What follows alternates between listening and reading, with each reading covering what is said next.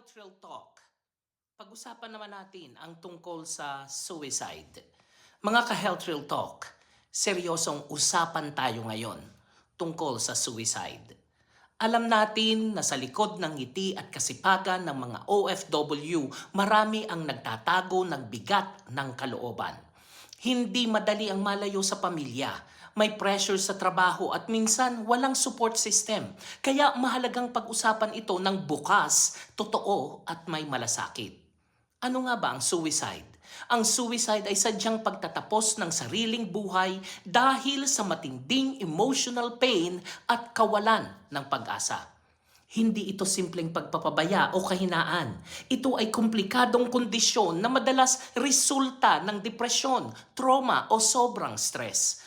Ayon sa World Health Organization, isa ito sa leading causes of death sa buong mundo at kasama sa mga vulnerable ay ang mga migrant workers gaya ng ating mga OFWs.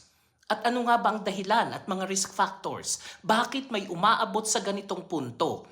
Mental health conditions dahil ng depression, anxiety, bipolar disorder, homesickness at isolation, financial pressure dahil ng gastusin at expectations ng pamilya, work stress and abuse, mahigpit ang amo, unfair ang treatment o kulang sa pahinga, relationship problems, hiwalayan, selos o family conflict, stigma and silence, nahihiyang humingi ng tulong kaya pinipiling manahimik na lang.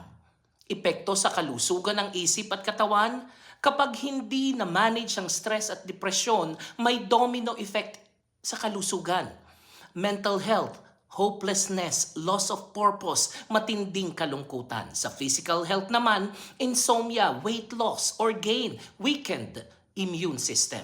Social health, paglayo ng mga kaibigan, ayaw makihalubilo at nagiging iritable. Ang suicide ay hindi isolated issue. Ito ay health crisis na nakakaapekto sa isip, katawan at lipunan.